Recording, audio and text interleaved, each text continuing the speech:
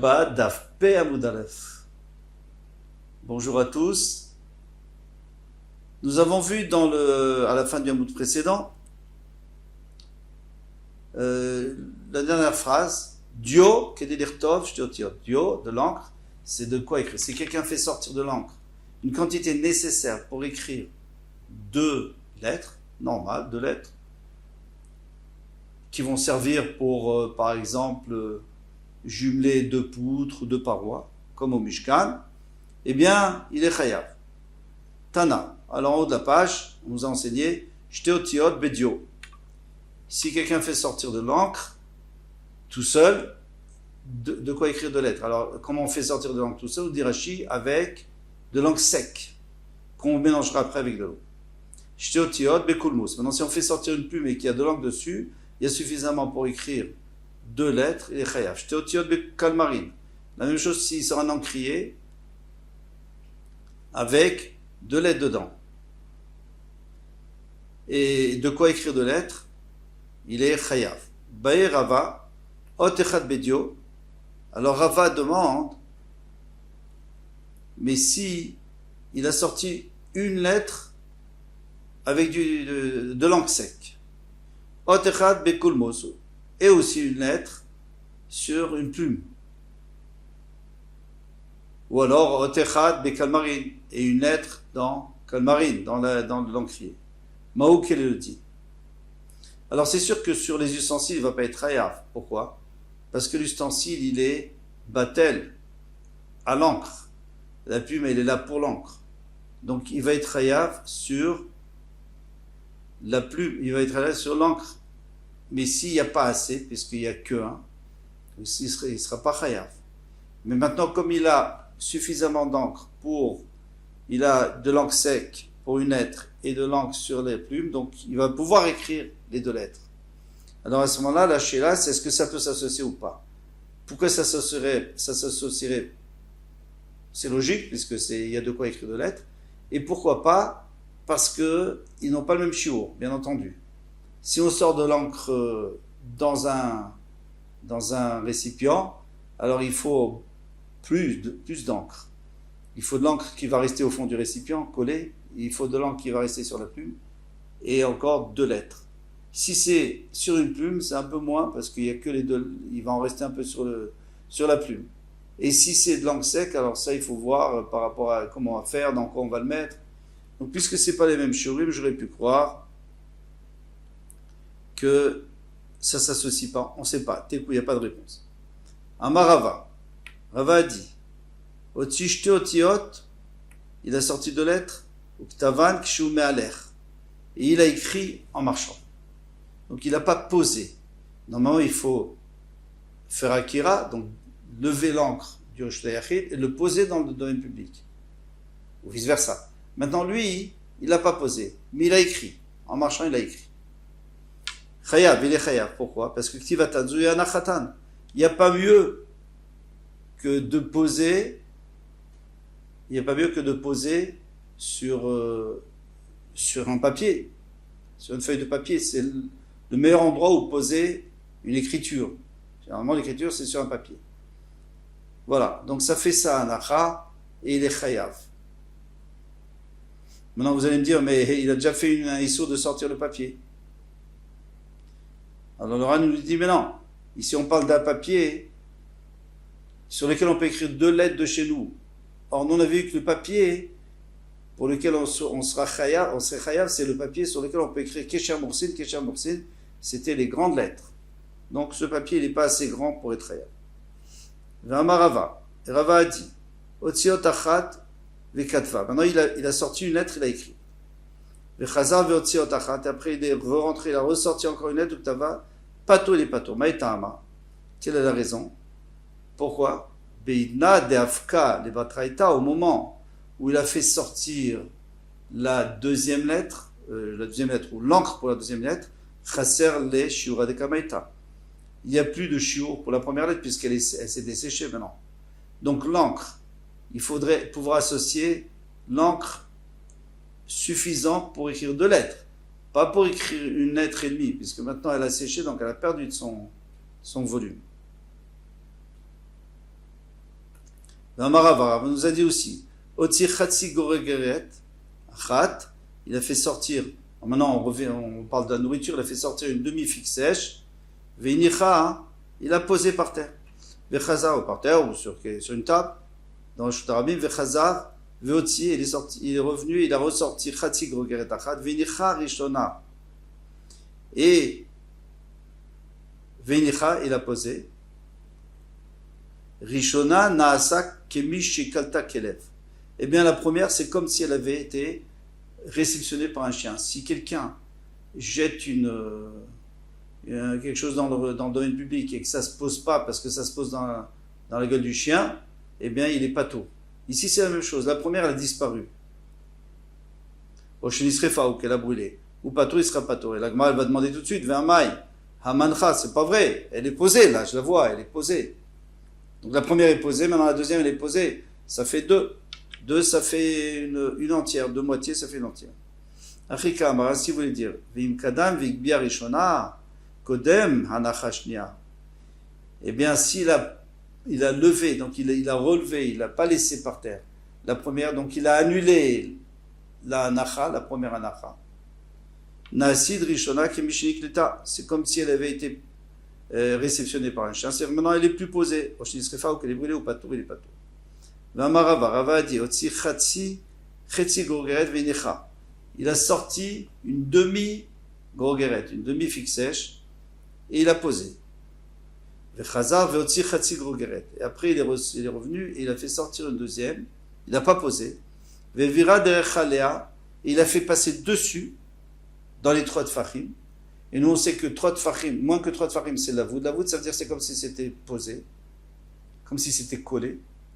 Chayav, il est chayav, pourquoi? Parce qu'il a associé les deux maintenant, puisque la première, elle était posée, la deuxième, elle est comme si elle était posée dessus, et ça fait 2. Dit le Tosfot, on n'est pas obligé d'aller tellement loin, on peut dire que même s'il a passé même à 3, dans les 3 tfachim du parterre, c'est la même chose, c'est comme s'il avait posé par terre. Alors, c'est comme si c'était posé à terre. Donc, pourquoi est-ce qu'on parle du cas où c'était passé sur l'autre? C'est pour nous dire un chidouche que même si elle n'est pas dans les 3 tfachim de la terre, donc ça ne s'appelle pas posé. Pour que ça s'appelle posé, il faut que ça soit dans la voûte, les 3 tfachim de la terre. Mais à partir du moment où c'est passé dans les 3 tfachim de la première, à ce moment-là, ça s'associe et on est chaya. Et Amaï, la Gemara demande pourquoi, halonach, mais ça n'a pas été posé. Il répond qu'il a fait passer dans les 3 tfachim.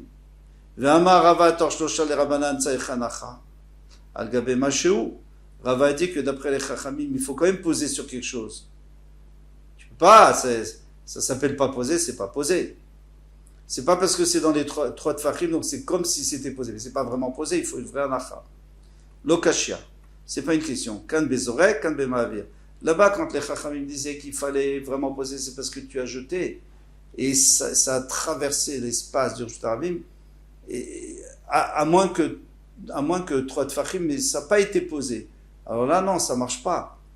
Kan bemavir, ici, il n'a pas jeté, il a passé avec sa main. Alors, lorsqu'on passe avec la main, on considère que c'est posé. Seulement, qu'est-ce que tu me dis? Tu me dis la main, elle n'est pas posée dans le Shutarabim. Si elle est posée, puisqu'elle est dans les 3 tfachim, donc la main, c'est comme si elle était par terre, mais il faut que ça soit quand même posé dans quelque chose. Ça ne peut pas être en l'air. Tanoura Banan, nos maîtres nous a enseigné. Otsi Chatsi Gorgeret, Vechazar Veotsi Chatsi Gorgeret, Be'elem Echad. Il a fait sortir, normalement, il a fait sortir demi-gorgeret, c'est-à-dire une demi-figue sèche, ou alors le volume de demi-figue sèche de nourriture. Et après, il a fait sortir une deuxième Be'elem Echad, c'est-à-dire qu'entre-temps, il ne s'est pas rappelé que c'était interdit. Chayav, il est chayav, ça c'est normal. Beshte elemot, pato. Mais maintenant, si il a fait sortir une demi, il s'est souvenu, et après il a encore oublié que c'est Shabbat. Alors, Beshte elemot, pato. Il est pato. Pourquoi? Parce qu'il ne s'associe pas. Ça ne s'associe pas, puisque au milieu il s'est souvenu, donc le premier a disparu, et il est pato du premier, parce qu'il n'avait rien fait de mal. Et maintenant le deuxième, mais le deuxième c'est que la moitié, ça ne va pas. Rabbi Yossi Omer, Be'elem Echad, Lirshut Echad. Alors Rabbi Yossi va rentrer dans les détails. Maintenant, pour l'instant, donc c'est clair que le fait de se rappeler, ça coupe. Ça coupe l'acte, et donc il n'a jamais fait sortir deux moitiés, il a fait sortir une moitié, après il a fait sortir une autre moitié, pardon, et on ne peut pas les associer. Rabbi Yossi Omer, Be'elem Echad, Nirshut Echad Chayav. Maintenant il revient à Elem Echad. Disons que je me suis pas souvenu, donc il s'est pas souvenu, il a fait sortir la moitié et l'autre moitié. Il les a posés, bien sûr. Eh bien, si c'est dans un Reshut Arabim, d'accord. Et je t'ai Reshut, maintenant, si c'est deux Reshuyot, pas tôt. Disons qu'il y avait un Reshut Arabim, et au milieu il y avait un Reshut Ayachid. Après on verra si ça peut être autre chose aussi. Il y avait un Reshut Ayachid et encore un autre Reshut Arabim. Donc il a posé ici, dans le premier Reshut Arabim, le premier Reshut Arabim il a posé une moitié, l'autre, dans le deuxième une moitié. Donc il y a une séparation entre les deux. Et cette séparation elle fait que c'est comme si c'est deux erreurs. C'est pas une erreur, c'est pas Elem Echad, c'est pas un seul oubli. C'est comme deux, puisque ça, c'est deux Reshuyot, et celui du milieu, il est Chachouv, il les sépare. Donc c'est pas au même endroit qu'il les a posés. Mais la Gemara va développer. Il faut qu'entre les deux, il y ait un Reshut Ayachid, un domaine privé, ou si on avait voulu faire passer du Reshut Arabim au Reshut Ayachid, ou du Reshut Ayachid au Reshut Arabim, on aurait été Chayav Khatat. Aval Carmélite, mais si entre les deux il y a un Carmélite, par exemple un fleuve, un champ, un endroit où il y a peu de personnes qui passent, etc., ça s'appelle Carmélite, c'est-à-dire c'est comme un Reshut Arabim des Rabbanan, mais d'après la Torah, Carmélite, en fait, c'est entre les deux. Alors, mais on n'est pas Chayav. On n'est pas Chayav si on fait passer du Carmélite au Reshut Arabim et du Reshut Arabim au Carmélite. On n'est pas Chayav du tout. Là, à ce moment-là, ça ne différencie pas. Donc, puisqu'il a mis la moitié ici, Carmélite, l'autre moitié dans l'autre Reshut Arabim, ça s'appelle le même Reshut Arabim, parce que Carmélite, d'après la Torah, c'est annulé par rapport au Reshut Arabim, c'est le même Reshut Arabim. Abaye Amar, Abaye, lui, il dit non, Afilou Carmélite, même Carmélite, puisque les Chachamim ont donné au din de Carmélite un din entre les deux, c'est-à-dire qu'on n'a pas le droit de faire entrer du Reshut Arabim au Carmélite, mais on n'a pas le droit de faire entrer du Reshut Ayachid au Carmélite non plus. Donc c'est un din de Chiyuv, on n'a pas le droit de faire entrer d'après les Chachamim, et ça différencie, ça les sépare. Aval Pislalom, mais si un arbre couché en travers du chemin, de tout le chemin, ça a bloqué toute la route, moi j'aurais pu dire que ça sépare en deux le Reshut Arabim, mais il dit non. Verava Amar a filou Pisla. Ava il dit même Pisla. Bien qu'en vérité, ce piste-là, ça fait rien, hein, ça change rien, c'est toujours le même domaine public. Il dit pourquoi Rabbi va d'après ça là. Reshut Shabbat, Reshut Gitin Damia, que le Reshut de Shabbat c'est comme les Gitin. Alors qu'est-ce qui se passe les Gitin? Quelqu'un qui veut pas donner à sa femme un divorce, il veut pas lui donner dans la main. Alors qu'est-ce qu'il fait? Il peut par exemple lui mettre dans son jardin de sa femme. Et à ce moment-là, elle va faire Kinan Khatsa, elle va acquérir. Maintenant, si il veut, elle a pas de jardin, disons, elle est chez lui, dans son jardin lui. Donc il peut lui dire, je te donne l'endroit où tu es. Maintenant ça lui appartient. Il jette le guet, le divorce, et elle est divorcée. Mais maintenant, si au lieu de tomber à l'endroit où il lui a donné, mais il est tombé sur un arbre qui était couché par terre, alors qu'est-ce que je vais dire? Je vais dire qu'il lui a donné aussi l'endroit de l'arbre. Non, quelqu'un ne donne pas deux endroits, il donne un seul endroit. Ça sous-entend que l'arbre, ça s'appelle un autre endroit. Donc, puisque ça s'appelle un endroit à part, donc ça coupe en deux. Si ça coupe en deux, alors même dans le Reshut Arabim, ça coupe en deux. Et celui qui met des deux côtés, un de chaque côté, un demi de chaque côté, il sera patour. Kachol. Kachol, c'est le maquillage bleu qu'on met dans les yeux. Qui a dit les krol à inechad, de quoi maquiller un œil.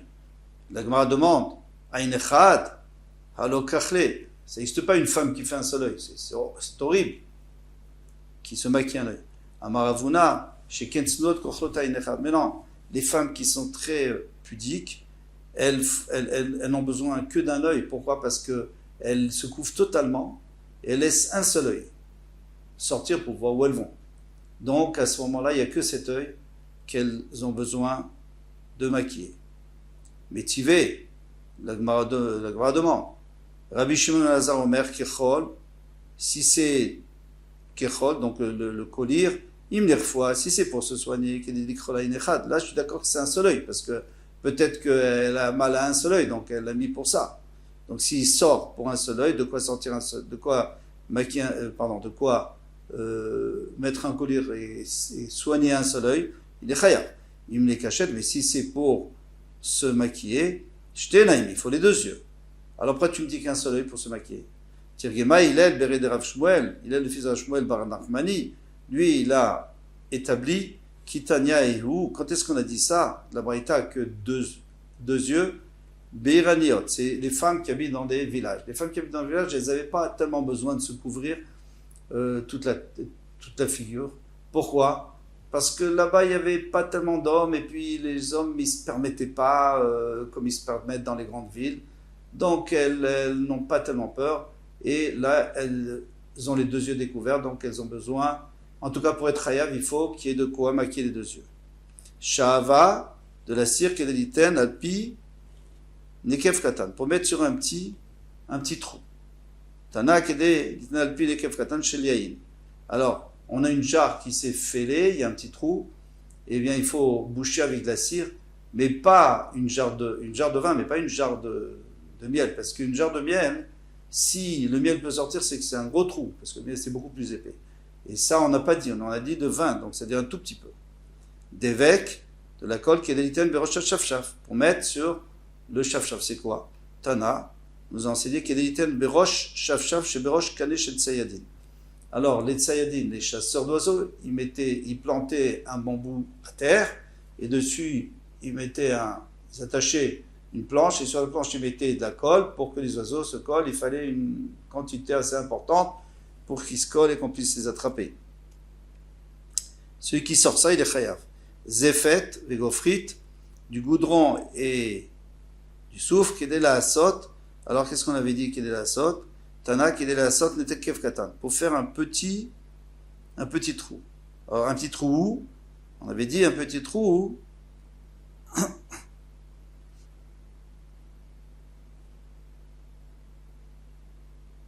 Dans un petit trou dans le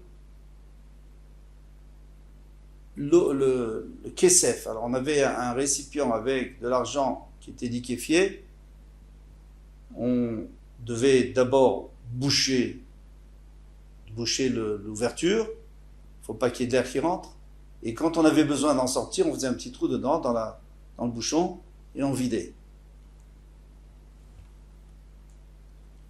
Alors, est-ce qu'il s'agit ici d'une quantité suffisamment pour fermer tout le bouchon, alors pour refermer juste le petit trou? Ça, c'est là une marloquette à Potski, à Farshim, ou juste pour le petit trou, donc ça fera encore moins. Kharsit, c'était de la poudre de briques concassées, qui est de la sorte picour. C'était pour faire un picour. Picour, ça veut dire pour... alors on avait un creuset, on met un soufflet, et quand il ne faut pas qu'il y ait de l'air qui rentre, alors il faut que le soufflet soit vraiment, il rentre en force, parce que sinon il y a de l'air qui passe, c'est pas bon. Alors, pour arriver à ça, on fait un trou, et bien comme le trou est toujours un peu trop grand, on met un peu de zéfet, là, de goudron, pour que ça soit vraiment serré, qu'il n'y ait pas d'air qui rentre. Tada kedela satne... Pardon. Non, c'était pas le goudron, c'était la poudre de briques. Les membres des shiura de Rabbi Yehuda, la fiche. Alors d'ici, j'apprends que le shiur de Rabbi Yehuda, il est plus important. Pourquoi? Parce que lui, il n'est pas d'accord avec ça. Lui, il dit pit-pout. Lui, il dit pas pour boucher le trou. Lui, il dit pour faire des trépieds au creuset. Donc, c'est beaucoup plus que ce qu'il faut pour boucher le trou. Les membres de Rabbi Yehoshua Nafshi, donc lui, il est mekil, puisqu'il dit qu'il faut une plus grande quantité pour être hayab. Ah, Kaimalan Deshur de Rabbi Nafshi. Nous, on a vu que c'est le contraire. C'est que les Chachamim, eux, ils sont mekil, eux, ils ont un plus grand shiur. Pourquoi? Parce qu'ils avaient dit Tla et la Koupa, ils avaient dit la Gemi, ils avaient dit l'osier, c'était pour faire Tla et la Napa, pour faire une anse pour la Napa, le tamis. Donc, et lui disait, Rav Yehuda lui disait non, pour prendre une mesure pour les chaussures. Or, les chaussures, c'est moins, on a vu que la mesure des chaussures, c'est moins que ce qu'il faut pour le tamis. Et pourquoi lui dit ça? Alors vous allez me dire, d'accord, mais c'est aucun rapport. Lui, il a dit ça là-bas, dans l'histoire, dans l'osier, mais nous, ici, on ne parle pas de l'osier. Ici, on est en train de parler de la brique, ou de la poudre de brique. D'accord. Alors, le Ramban explique, il dit que en réalité, c'est la logique qui est la même. C'est que là-bas, il y a deux possibilités. Ce guémi, là, cet osier, tu peux l'utiliser, ce cordon, tu peux l'utiliser ou pour le tamis, ou alors pour la chaussure. Qu'est-ce qui est plus fréquent? C'est le tamis.